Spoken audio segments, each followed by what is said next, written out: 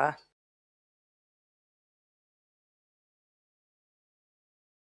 भगा सकते। पर अजमेर जीतना इतना सरल नहीं था, वहां बटालियन खड़ी थी। है, पेपर दूं तुम क्यों? है नहीं, पेपर नहीं मिलेगा, नहीं आई तो भुगत। हाँ चलो, क्या लिखवाया था लास्ट? अच्छा, मारवाड़ यूथ लीग बना दी गई। और मारवाड़ यूथ लीग कब बनाई गई? और इसका नाम बदल के क्या किया गया था? मारवाड़ बाल भारत सभा।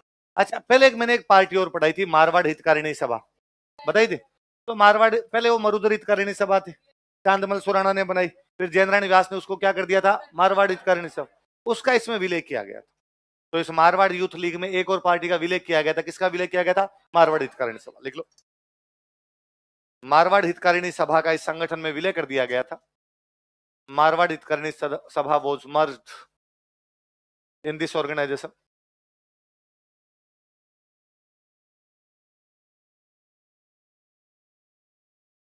मारवाड़ हितकारिणी सभा का इस संगठन में विलय कर दिया गया था।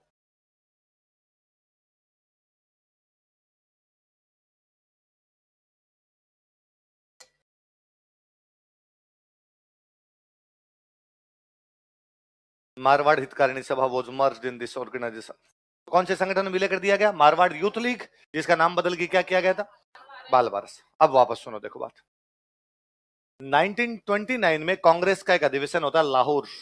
कहां पे होता है? कब? 1929 में जवाहरलाल नेहरू पहली बार बनते हैं अध्यक्ष। पहली बार अध्यक्ष कौन बनते हैं? कब बनते हैं? 1929 में। कौन से अधिवेशन में? अच्छा, कांग्रेस के अधिवेशन होते दिसंबर, ज्यादातर कब होते हैं इनके? उस दिसंबर वाले 1929 के अधिवेशन में नेहरू जी ने एक डायलॉग दिया, और नेहरू जी ने कहा कि भाई अंग्रेजों की सरकार के साथ अब हमारा कोई लेना देना नहीं है, हम अंग्रेजों से पूरी आजादी चाहते हैं। क्या चाहते हैं? इसलिए उन्होंने नारा दिया पूर्ण स्वराज। क्या चाहिए? टोटल इंडिपेंडेंस चाहिए हमें, तो पूर्ण स्वराज चाहिए। और जब पूर्ण स्वराज चाहिए, इसलिए हम अंग्रेजों के झंडे का प्रयोग ही हम हमारे घरों पर हमारा झंडा लगाएंगे। कब लगाएंगे? अगले महीने के लास्ट संडे को। अगले महीने के दिसंबर में अधिवेशन होता था, अगला महीना कौन सा आएगा? जनवरी। लास्ट संडे पड़ रहा था 26। क्या पड़ रहा था? इसलिए कहा गया 26 जनवरी 1930 को सभी लोग अपने घरों पर भारत का झंडा फहरा देंगे। भारत के झंडे का मतलब कांग्रेस का झंडा, ये फहरा दिया जाएगा। इसलिए जब तक अपना देश आजाद नहीं हुआ था, अपने देश में 26 जनवरी को आजादी का दिन मनाते। 26 जनवरी क्या मनाते?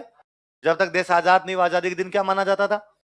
हम कहते भाई 26 जनवरी को हमने तो घोषणा कर दी थी कि हम आजाद हैं, हमें अंग्रेजों से कोई भी लेना देना, वो तो बुरा हो अंग्रेजों का कि अंग्रेज अपने को आजाद करके गए 15 अगस्त को।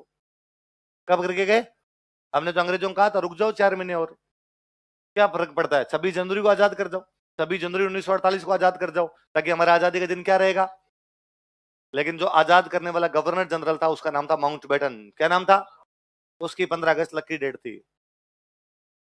उसने कहा मेरी जो लकी डेट है, मेरी जो फेवरेट डेट है, वो कौन सी है? क्योंकि वो पहले बर्मा में जनरल हुआ करता था, अंग्रेजों का जनरल था। और जब सेकंड वर्ल्ड वॉर चल रहा था, तो बर्मा के अंदर 1945 में 15 अगस्त को जापान को हरा था वो। किसको हरा था? तो उसने कहा यार मैंने जापान को हराया था, और जिस दिन जापान हारा था ना, उसी दिन सेकंड वर्ल्ड वॉर समाप्त होता है। तो उसने कहा यार जापान को हराने वाला जनरल मैं हूं, और जापान को मैंने हराया था 15 अगस्त 1945 को, इसलिए भारत को भी आजाद मैं 15 अगस्त को ही करूंगा। इस चक्कर में 15 अगस्त को कर गया। बाकी अंग्रेजों ने उसको यह कह के भेजा था कि तेरे को भारत को आजाद करना है 30 जून 1948 तक। कब तक करना है? उसको भारत में भेजा गया था 20 फरवरी 1947 के बाद। 20 फरवरी 1947 को दो बातें की गई। नया गवर्नर जनरल बनाया जाता है लॉर्ड माउंटबेटन, और से जो डेडलाइन दी जाती है वो क्या दी जाती है? यहां तक तू भारत को क्या कर दे, आजाद। अब वो आया आया तो उसको लगा कि यार ये जून में आजाद करना पड़ेगा, तो आगे अगस्त आएगा ही नहीं। अब इन दोनों के बीच में एक ही 15 अगस्त आती है, वो आती है 1947। इस चक्कर में 1947 को कर गया कि उसकी फेवरेट डेट थी, फेवरेट डेट के चक्कर में करके चला गया। वरना पहले आजादी से, जब तक अपना देश आजाद नहीं हुआ था, हम आजादी के दिन कब मनाया करते थे? 26 जनवरी। तो बाद में जब ये 15 अगस्त को अपना देश आजाद हो गया, तो कहा भाई अब 26 जनवरी का क्या करें? तो हमने कहा चौप, हम संविधान बनाएंगे। लेकिन वो संविधान बन गया 26 नवंबर। कब बन गया? हमने कहा शांति, बताएगा नहीं कोई किसी को, हम 26 जनवरी को लागू करेंगे। इसलिए लागू कब किया? 26 जनवरी। इसलिए वो तो हो गया रिपब्लिक डे।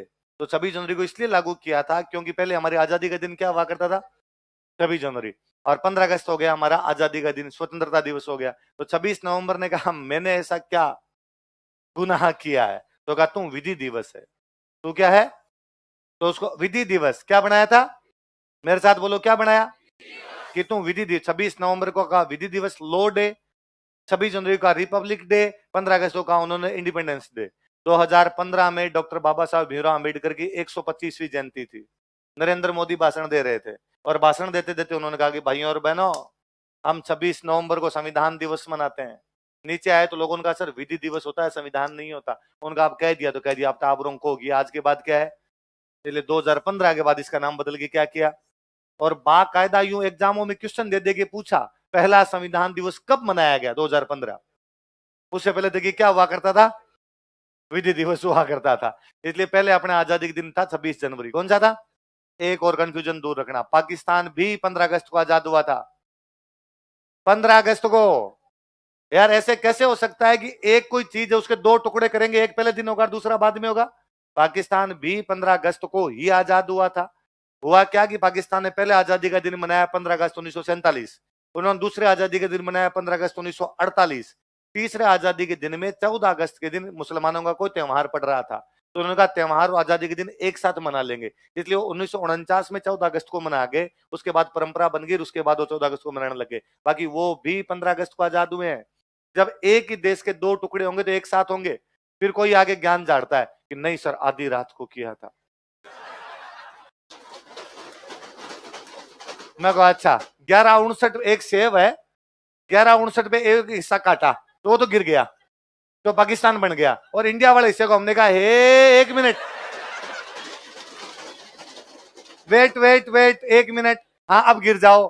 तुम 15 अगस्त को तुम, ऐसी बातें चाय की थड़ियों पे होती है।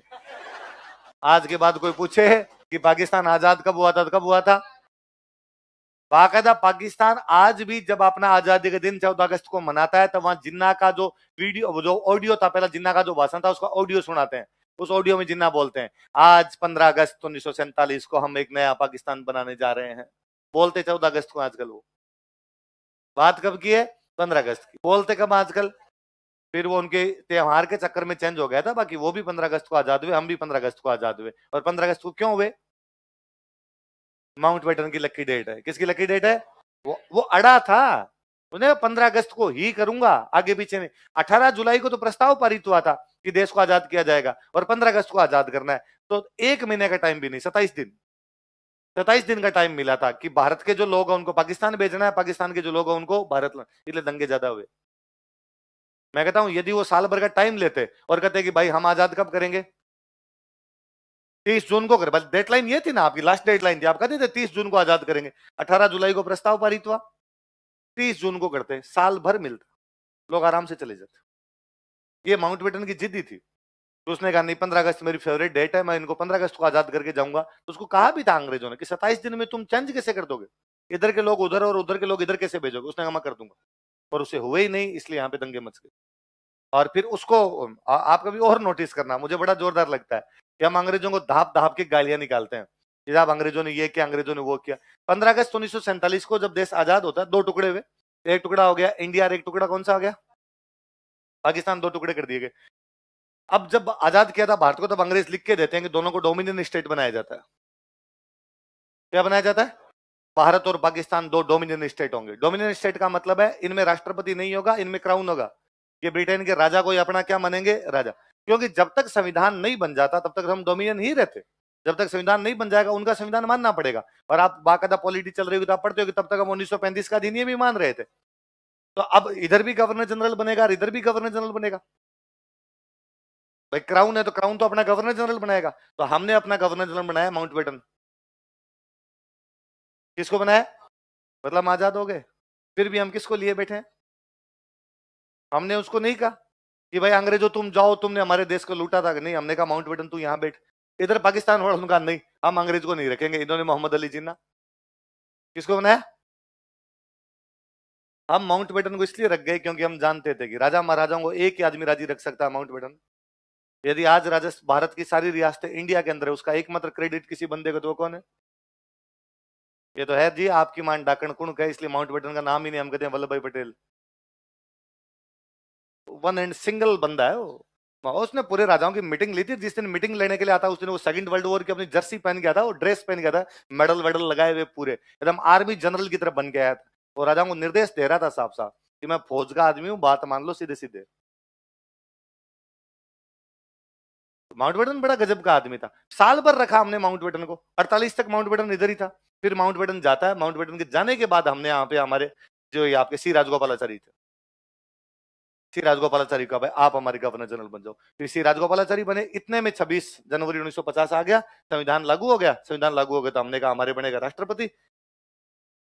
वो कौन हो गए? राजेंद्र प्रसाद। पाकिस्तान वालों से 56 तक तो संविधान ही नहीं बना था, इसलिए पाकिस्तान 56 तक डोमिनियन था, और 56 तक डोमिनियन थे। उसके बाद उनका संविधान बना, बना तो आज दिन तक लागू नहीं हुआ भाई। वहां पे से लागू होने जैसी कोई चीजें 56 के आसपास तो इनका बनता ही है। बाद में इनके पाकिस्तान में वो सैनिक शासन आना शुरू हुआ, तो उसके बाद सैनिक शासन ही चलता रहा।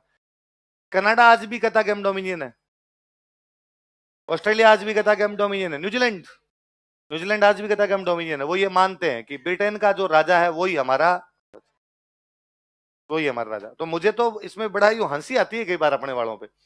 अंग्रेजों ने 1940 में कहा था कि हम भारत को डोमिनियन बनाएंगे। भारत को क्या बनाएंगे? तो हमारे गांधी जी ने विरोध किया, और गांधी जी ने कहा हम डोमिनियन नहीं बनेंगे, हमें तो पूरी आजादी दो, वरना हम तुम्हारे खिलाफ आंदोलन करेंगे, भारत छोड़ो। क्या करेंगे? तो गांधी जी ने आंदोलन किया, भारत छोड़ो आंदोलन। फिर 47 में बने तो डोमिनियन, फिर आंदोलन क्यों किया भाई? 40 में अंग्रेज कह रहे हम जाएंगे, हम तुम्हारा देश छोड़ के जाएंगे, हम तुम्हें डोमिनियन बना के जाएंगे। भाई ये है कि मैं आपको कहूं कि यार मैं ना आज 4:59 पे तुम्हारी क्लास छोड़ू, या 5 बजे तुम्हारी क्लास छोड़ूंगा, और आप 4:56 पे नारे लगाने लगो सर क्लास छोड़ो, सर क्लास छोड़ो, और मैं 5 बजे क्लास छोड़ू। मैंने 5 का कहा था, 5 बजे क्लास छोड़ू, और बाद में आपको ये होती है आंदोलन की ताकत, बाकायदा 5 बजे धक्के मारकर बाहर निकाला। अरे मैंने कहा था 5 ही छोड़ूंगा, इसमें आपने क्या किया है? तो मेरे को कभी गांधी जी का भारत छोड़ो आंदोलन नहीं समझ में आया कि किया क्यों, क्या चाह रहे थे? अंग्रेजों को भारत छोड़ो तो वो तो 40 में कह दिया छोड़ेंगे, वो कह रहे थे डोमिनियन देंगे, आप कह रहे थे डोमिनियन नहीं लेंगे, तो दिया तो फिर भी डोमिनियन है। फिर आपने किया क्यों आंदोलन? तो वो एक बार एक स्टूडेंट मेरे क्लास में खड़ा होकर कहता है कि सर हमारी कॉलेज के अंदर फर्स्ट ईयर में सीटें बढ़ानी थी, और तो मैंने वहां आंदोलन किया स्टूडेंट्स को लेकर, मैं वहां नेता था, मैंने आंदोलन किया कि सीटें बढ़ाओ सीटें बढ़ाओ। तो हमारे जो प्रिंसिपल सर थे कॉलेज के, उन्होंने बुलाया, उन्होंने कहा कि बेटे आंदोलन मत करो, ये देखो सरकार का मेरे पास मैसेज आ गया है, और सरकार ने कह दिया है कि 3 दिन बाद में सीटें बढ़ जाएगी। कि मीटिंग करने वाला मैं अकेला बंदा था सर के साथ अंदर। अब मुझे पक्का पता था कि सर के पास मैसेज है कि 3 दिन बाद में सीटें बढ़ जाएगी। मैं बाहर आया, मैंने बाहर आके कहा कि आश्वासन पर आश्वासन मिलते रहते हैं, लेकिन हम इस आश्वासनों पर विश्वास है। मैं आज आप साथियों के लिए सीटें बढ़वाने के लिए भूख हड़ताल पर बैठ रहा हूं। साथियों मर जाएंगे लेकिन छात्र हितों के लिए कभी पीछे हटेंगे। वो मेरे के क्लास में कहे सर मैं जानता था कि 3 दिन में तो कैसे भी नहीं मरूंगा, और 3 दिन में पक्के पक्के आ जाएंगे। और मैं उस दिन तो भूख हड़ताल पे बैठा, एक दिन 2 दिन भूख हड़ताल पर रहा, तीसरे दिन तो घोषणा हो ही गई। घोषणा होते मैंने कहा यह है छात्र शक्ति की ताकत, सरकार को घुटने टेकने पर मजबूर होना पड़ा है। तो फिर मैं इससे क्या निकला, तेरे को मिला क्या? सर उस साल में निर्विरोध अध्यक्ष था। ये भारत छोड़ो आंदोलन है भाई। आपको पता है यार अंग्रेज भारत छोड़ के जा रहे हैं, आप फिर भी करो अंग्रेजों भारत छोड़ो, वो छोड़ रहे हैं नहीं, अंग्रेजों भारत छोड़ो। या ये होता कि भाई आपका भारत छोड़ो आंदोलन समाप्त होता 45, उन्होंने बाकायदा लिख के दिया है सेकंड वर्ल्ड वॉर खत्म होने के बाद भारत छोड़ेंगे। जब तक सेकंड वर्ल्ड वॉर खत्म नहीं होता हम कहीं नहीं जाएंगे, हम यहीं रहेंगे। और 45 में सेकंड वर्ल्ड वॉर खत्म होता है, 45 के अंदर अंग्रेज कर देते हैं छोड़ रहे हैं। 45 से 47 2 साल का टाइम केवल अपने चक्कर में है, क्योंकि 45 में जब अंग्रेजों ने कहा छोड़ रहे हैं, तो अब समझ में नहीं आया कि करना क्या है इंडिया का। कांग्रेस कर रही थी 1 भारत, मुस्लिम लीग कर रही थी 2 भारत, कम्युनिस्ट कर रहे थे 17 भारत। कम्युनिस्टों का कहना था भारत के कितने टुकड़े करो, ये टुकड़े टुकड़े गैंग पुरानी है। इन्होंने कैबिनेट मिशन के सामने पेश होकर बाकायदा कहा था कि भारत के कितने टुकड़े किए जाएं, 17। मुस्लिम लीग कर रही थी 2, कांग्रेस कर रही थी 1। तो अंग्रेजों के बापड़ों को ये नहीं समझ में, 1 करना, 2 करने, 17 करने। फिर माउंटबेटन आया।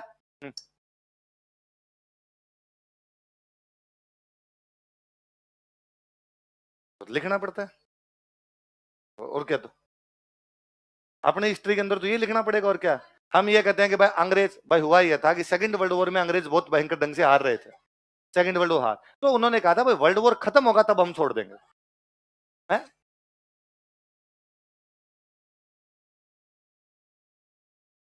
ब्रिटेन वाले हार जाते तो अपने भी जापान का कब्जा होता।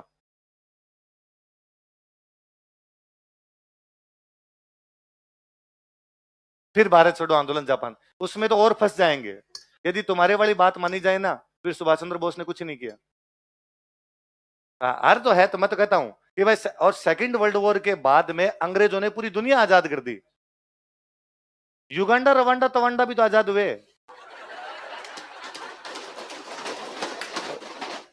हम कहते हैं हमने आजाद करवाया, तो युगांडा रवांडा तवांडा किसने कराया? 1945 से लेकर 1960 के बीच में सारे देश आजाद हुए, उधर ये भी आजाद हो गए। तो ये 26 जनवरी को झंडे फहराने के आदेश दिए गए, भाई 26 जनवरी को क्या फहराए जाएंगे? झंडे। तो जोधपुर में जो 26 जनवरी का झंडा फहराता है, उस आदमी का नाम था छगनराज चौपासनी वाला। क्या नाम था? छगनराज नाम है, चौपासनी गांव में, चौपासनी गांव का बंदा था, इसलिए बंदे का नाम क्या हो गया? छगनराज। 1931 में इनका पुष्कर वाला अधिवेशन हुआ, पुष्कर वाला अधिवेशन में इन्होंने कहा भाई इस बार हम भी झंडे फहराएंगे। 31 के बाद क्या आएगा? 32, तो 1932 के अंदर झंडा फहराया गया था। कब फहराया गया? किसके द्वारा? छगनराज। तो नाम क्या बंदे का? छगनराज। गांव कौन सा है? लिख लो।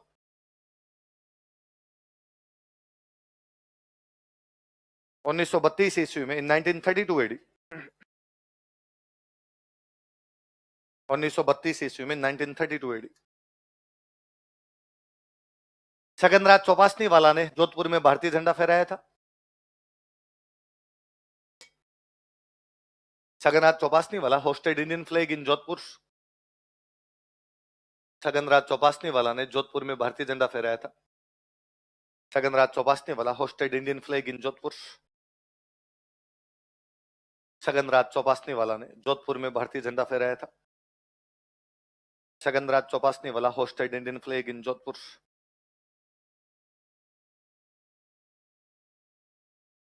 जोधपुर में क्या फहराया था? भारतीय झंडा। किसने? अच्छा, मैंने कल आपको सन याद करवाया तो भी मैंने बताया था कि मारवाड़ वाला प्रजामंडल कब बना था? 1934। लिख लो आप। 34 में प्रजामंडल बनता है भंवरलाल सर्राफ की अध्यक्षता में। किसकी अध्यक्षता में? लिख लो, ऐसा कैसा उतार लो, इतना याद रख लो। सारे नेताओं ने मिलकर बनाया पर भंवरलाल सर्राफ। लिख लो अपने आगे तो याद रहेगा।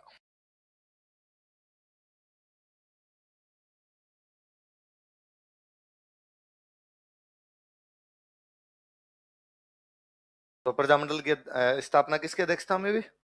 कब हुई? 1934।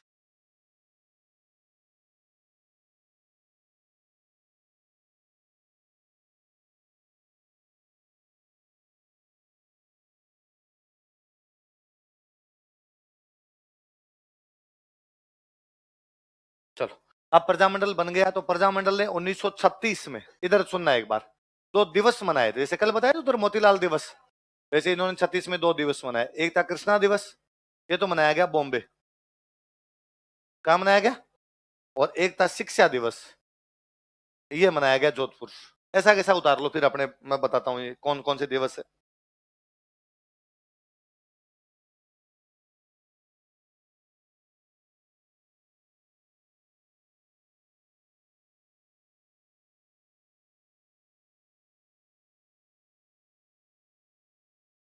ये कृष्णा दिवस के स्टार लगाना, ये 2-3 बार पूछा हुआ क्वेश्चन है। कृष्णा दिवस कौन से प्रजामंडल ने मनाया था?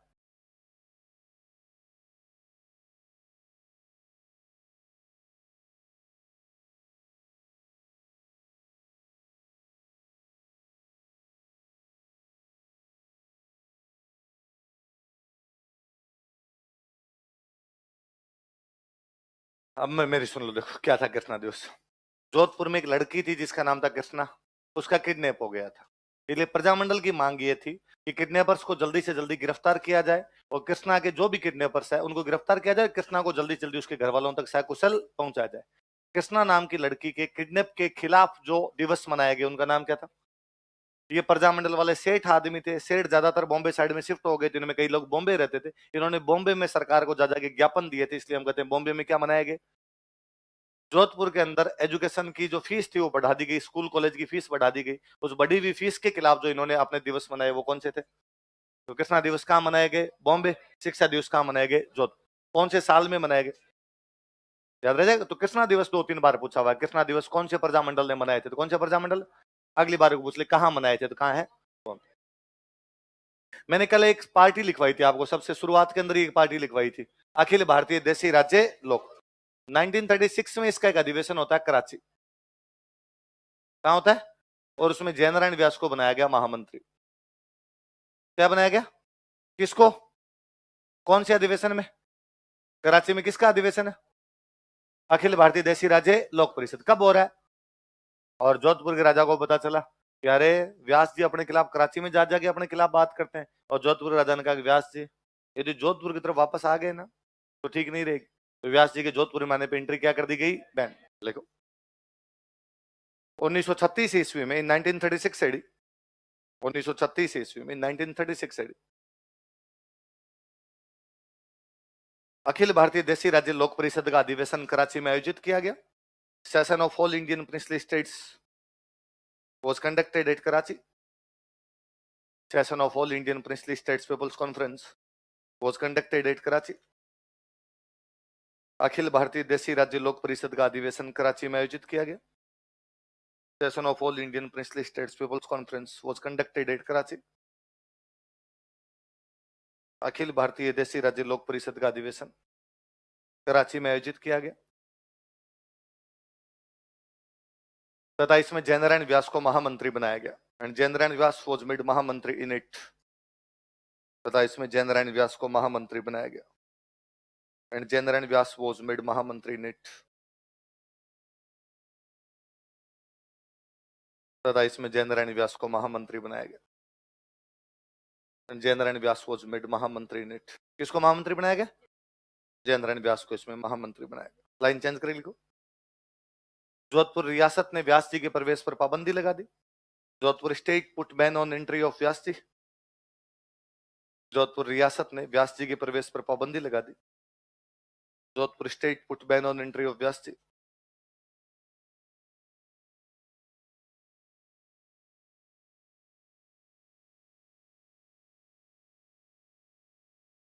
जोधपुर रियासत ने व्यास जी के प्रवेश पर पाबंदी लगा दी। Jodhpur state put ban on entry of Vyas ji. रियासत ने व्यास जी के प्रवेश पर क्या लगा दी? अब व्यास जी कराची है, कराची से जोधपुर तो आ नहीं सकते, तो व्यास जी कराची से चले गए बॉम्बे। कहां चले गए? बॉम्बे में जाके व्यास जी ने एक अखबार निकालना शुरू किया, अखंड भारत। क्या नाम था? बस अखबार कौन पढ़ता उस टाइम, इसलिए अखबार व्यास जी का चला। अब व्यास जी बेरोजगार क्या करे, तो व्यास जी ने कई दिन फिल्मों में ट्राई की। कहां ट्राई की? व्यास जी बहुत अच्छे डांसर थे, तो जो हीरो के पीछे नाचने वाले होते हैं तो उनके अंदर व्यास जी ने ट्राई की, लेकिन वहां भी व्यास जी की पारे। ये बात पता चली बीकानेर के एक राजा को। बीकानेर के राजा का नाम था गंगा सिंह। क्या नाम था? तो गंगा सिंह ने व्यास जी के पास लेटर भेजा कि व्यास जी मैंने सुना है आजकल डांस वांस करने शुरू कर दिए, ये डांस तो बंद करो यार, फिल्मों विल्मों की ये क्या काम करने लग गया, और आपको रुपए चाहिए तो मैं भेज देता हूँ यार, ये डांस करना बंद कर दो। तो व्यास जी ने कहा कि गंगा सिंह जी रुपए की जरूरत नहीं है, आप तो मेरे को घर आने की परमिशन दिला दो। अब जोधपुर मेरे को आने नहीं दे रहे तो मैं क्या करूं यहाँ बेटा बेटा बाद में बॉम्बे के अंदर। डांस आता है मुझे, बहुत अच्छे डांसर थे व्यास जी। व्यास जी सीएम बनने के बाद भी डांस प्रोग्राम किया करते थे। सीएम बनने के बाद उदयपुर में एक डांस प्रोग्राम किया था, 25,000 रुपए जीत के लाए थे। है ना? ये तो अपने साथ क्या दिक्कत है कि अपने को ये डांस ये चीजें यूं अभी तक मन स्वीकार नहीं करता कि ये भी कोई कला होती है। क्योंकि अपने अपने घर वालों को कहे कि मुझे डांस करना है तो घर वाले उल्टा लटका के नीचे बाजते लगाए, है ना? तो अभी तक अपने एडप्ट नहीं कर पाए इन चीजों को कि यार डांस भी अपने आप में कला होती है। व्यास जी करते थे, बहुत अच्छे डांसर थे व्यास जी। तो व्यास जी कहा कि व्यास जी चलो ठीक है मैं आपकी पाबंदी हटवाता हूँ। उन दिनों जोधपुर में एक प्रधानमंत्री हुआ करते, एक अंग्रेज थे, उनका नाम था डोनाल्ड फील्ड। क्या नाम था? कहाँ के प्रधानमंत्री है? जोधपुर के प्रधानमंत्री है। बीकानेर के राजा कौन है? तो गंगा सिंह जी डोनाल्ड फील्ड को लेटर लिखते हैं। उस डोनाल्ड फील्ड के लेटर में गंगा सिंह जी लिखते हैं कि प्रधानमंत्री डोनाल्ड फील्ड, मैं इस बात को जानता हूं कि जयनारायण व्यास राजतंत्र के विरोधी हैं। मैं इस बात को भी जानता हूं कि जयनारायण व्यास राजाओं के खिलाफ बोलते रहते हैं, लेकिन हे डोनाल्ड फील्ड, मैं इस बात को भी अच्छी तरीके से देख समझ के लिख रहा हूं कि आने वाला समय लोकतंत्र का है। बहुत जल्दी राजाओं के राज समाप्त होंगे, जनता के हाथ में शासन जाएगा। मैं चाहता हूं कि जब जनता के हाथ में शासन जाए तब ऐसे लोगों के हाथ में जाए जो ईमानदार और अच्छे हो। और मैं इस बात को तो कह सकता हूं कि जयनारायण व्यास एक ईमानदार व्यक्ति है, इसलिए भले ही वो हमारे विरोधी हो, लेकिन उनके जोधपुर आने के प्रवेश पर जो पाबंदी है उसको क्या किया जाना चाहिए, हटाया जाना। भले ही जयनारायण व्यास हमारे विरोधी है, लेकिन मैं तो यह भी चाहता हूं कि कभी दोहरों के ऊपर किसी ढलती हुई शाम के अंदर में व्यास जी के साथ बैठूं और व्यास जी से पूछूं कि उन्होंने डांस सीखा कहां से है, और व्यास जी को यह भी बताऊं कि राज करना इतना आसान भी नहीं है। मुझे उस राजा के लेटर को पढ़ के लगता है उसको 10 साल पहले पता था कि आजाद होने वाले हैं। उस राजा को 10 साल पहले पता था कि लोकतंत्र आने वाला है। उस राजा को 10 साल पहले पता था कि शासन जनता को सौंपना पड़ेगा, वो जयनारायण व्यास जैसे लोगों के हाथ में जाएगा। फिर अपने पढ़ते हैं राजतंत्र खत्म करवाए, वो तो पहले ही तैयारी बैठा है। उसको दिख रहा है कि यार थोड़े दिन के अंदर मटिया मेट होने वाली है, क्योंकि राजा महाराजा जब सेकंड वर्ल्ड वॉर लड़ने गए थे ना, तब इनके समझ आ गई थी बातें कि सेकंड वर्ल्ड वॉर के टाइम पूरी दुनिया में डेमोक्रेसी की बातें हैं। तो लगा जब पूरी दुनिया में डेमोक्रेसी, हम कब तक टिकेंगे। इसलिए 47 में अपने सारे राजा महाराजों ने चुपचाप भारत में विलय किए हैं। इतना शांतिपूर्ण विलय दुनिया में कहीं नहीं हुआ राजतंत्रों का जितना शांतिपूर्ण भारत के अंदर हुआ, कि जूनागढ़, हैदराबाद, कश्मीर को छोड़ के सारे राजाओं ने डॉक्यूमेंट भी साइन कर दिए। क्योंकि राजाओं की एक चीज समझ में आ गई थी कि 47 नहीं तो 57, 57 नहीं तो 67, आज नहीं तो कल विलय तो करने पड़ेंगे शांतिपूर्ण तरीके से। आज कर दो, कल को जनता विद्रोह करवा के करेगी। अभी तक विद्रोह अपने खिलाफ कोई भी हुआ चुपचाप अपने कर दिया जाए, इसलिए राजा करके। तो कौन से राजा ने पाबंदी हटवाई, किसको लेटर लिख के, स्टार लगाओ, क्वेश्चन पूछा भाई। बीकानेर महाराजा गंगा सिंह ने, बीकानेर महाराजा गंगा सिंह, बीकानेर महाराजा गंगा सिंह ने, बीकानेर महाराजा गंगा सिंह, गंगा सिंह ने जोधपुर के प्रधानमंत्री डोनाल्ड फील्ड को पत्र लिखा। Wrote a letter to Jodhpur PM Donald Field. Jodhpur के प्रधानमंत्री डोनाल्ड फील्ड को पत्र लिखा।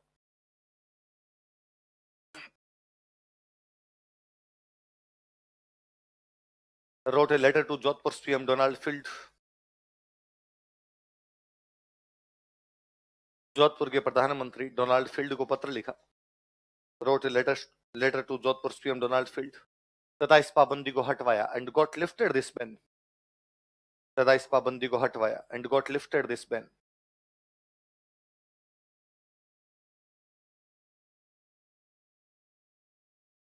इस पाबंदी को, इतने में साहब आपका भारत छोड़ो आंदोलन शुरू हो गया।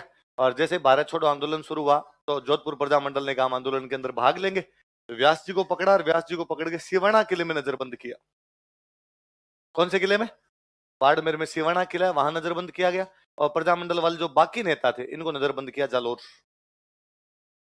कहां पर किया, लिखो, भारत छोड़ो आंदोलन के दौरान, during quit India movement, Bharat छोड़ो आंदोलन के दौरान, during quit India movement, Vyas ji को सिवाना किले में नजरबंद कर दिया गया था। Vyas ji was house arrested in Siwana fort. Vyas ji को सिवाना किले में नजरबंद कर दिया गया था। Vyas ji was house arrested in Siwana fort.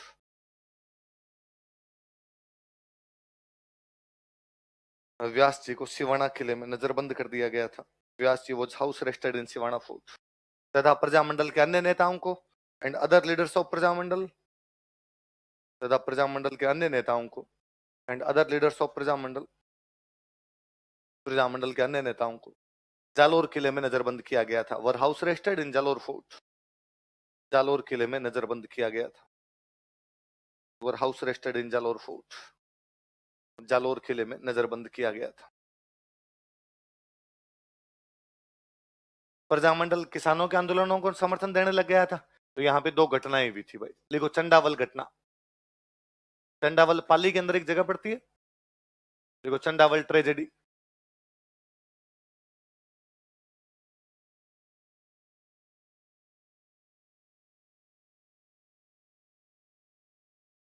अट्ठाईस मार्च 1942,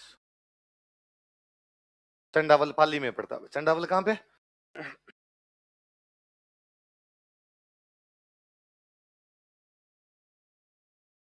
प्रजामंडल जब बन गए तो किसानों में जागरूकता आई, तो चंडावल नाम के गांव में किसान अपनी एक मीटिंग ले रहे थे और चंडावल के सामंत ने वहां पे लाठीचार्ज करवा दिया। क्या करवा दिया, तो ये क्वेश्चन सिंपल कोई पूछेंगे एक तो कि चंडावल घटना कब हुई थी, 28 मार्च 1942। एक एक चंडावल कहाँ पड़ता है, कहाँ पड़ता है, पाली। लिख लो आपने।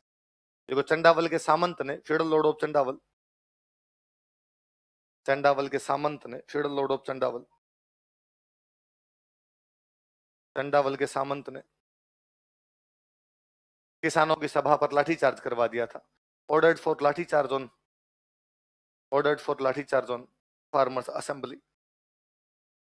किसानों की सभा पर लाठीचार्ज करवा दिया था।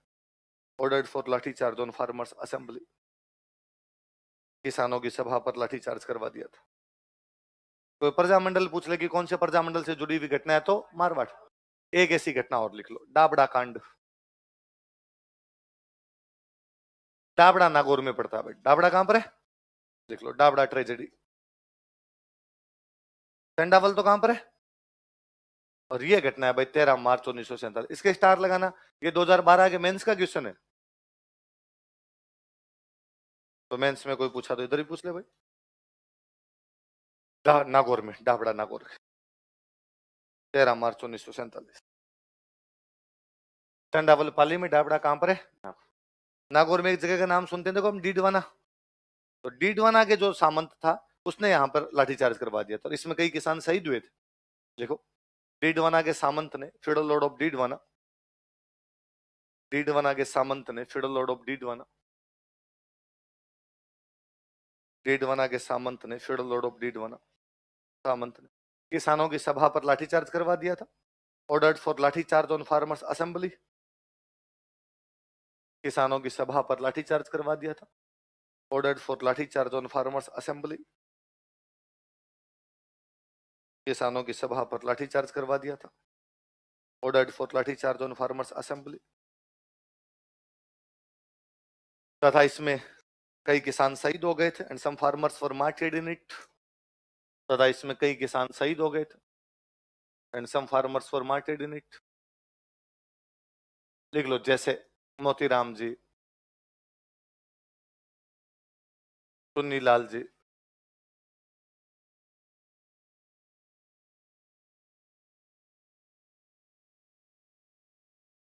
कोई पूछेगा भाई सिंपल सा, मोतीराम जी तथा चुन्नीलाल जी जैसे किसान शहीदों का संबंध कौन से कांड से है, तो कौन से कांड से, दापड़ा कांड से। जैसे मोतीराम जी, चुन्नीलाल जी। प्रजामंडल ये मीटिंग वगैरह लिया करता, तो इस मीटिंग में तो प्रजामंडल के बड़े नेता थे, वो घायल हुए थे। उनका नाम था मथुरा दास माथुर। क्या नाम था, आप में से जो जोधपुर के भाई बंधु बैठे हैं, तो आपके हॉस्पिटल का नाम यही है। तो ये मथुरा दास माथुर डाबड़ा कांड में शहीद हुए थे भाई, लिख लो। प्रजामंडल के बड़े नेता मथुरा दास माथुर घायल हो गए थे। Mathura Das Mathur, reputed leader of Prajamandal, got injured. Prajamandal के बड़े नेता मथुरा दास माथुर घायल हो गए थे। Mathura Das Mathur, reputed leader of Prajamandal, got injured. Prajamandal के बड़े नेता मथुरा दास माथुर घायल हो गए थे। Mathura Das Mathur, reputed leader of Prajamandal, got injured.